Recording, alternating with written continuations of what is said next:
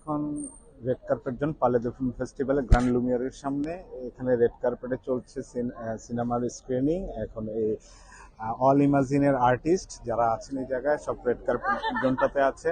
তো আমি আজকে জানাবো যে কোন কোন সিনেমাগুলো প্রেডিকশনের জন্য মানে আছে, যে যেই সিনেমাগুলো ফেস্টিভ্যালে সবচেয়ে আলোচনা। এর ভিতর হচ্ছে এমিলিয়া প্যারেস, তারপর নোরা, এরপর আছে আপনার অল ইমাজিন। এবং এইসব ছবিগুলো নিয়ে খুবই প্রেডিকশন আছে, কারণ আজকে আগামীকাল হবে হচ্ছে সেই গ্র্যান্ড সেরেমনি, যে কার হাতে উঠবে পাম ডিও।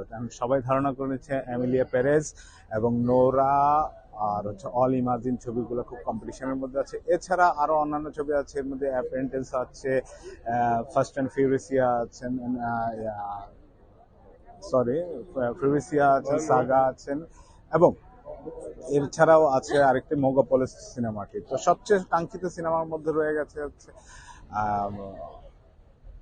Emilia Pérez. সবার মুখে মুখে এমিলিয়া প্যারেজের নামটা শোনা যাচ্ছে। এখন বলা যায় না যে কখন কার হাতে পড়বে। এই ছিল আমার কাছে সর্বশেষ। এখন আমি রেড কার্পেটটা আপনাদেরকে একটু ঘুরে ঘুরে দেখাবো, যে সেই রেড কার্পেট জোনটার মধ্যে অনেকে ছবি তুলছেন।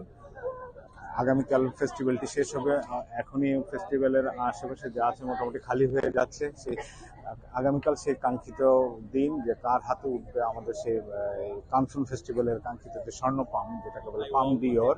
তো দেখা যাক।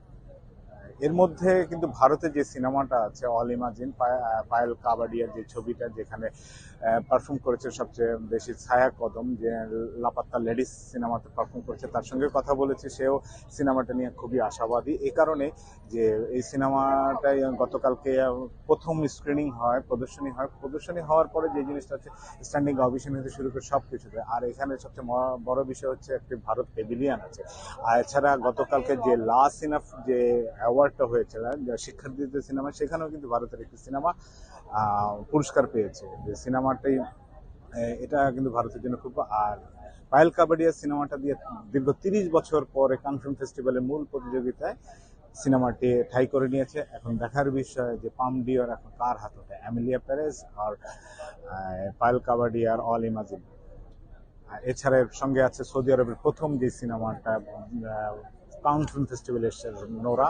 নোরা সিনেমাটি নিয়েও সবাই খুবই আশাবাদী। এখন যারা সাংবাদিক আছেন তারাও কিন্তু এই কথাটি বলেছেন যে নোরা সিনেমাটি খুবই টাচি একটি গল্প সিনেমা, বলা যায় না এই ছবিটিও পুরস্কারের লড়াইয়ে রয়েছে।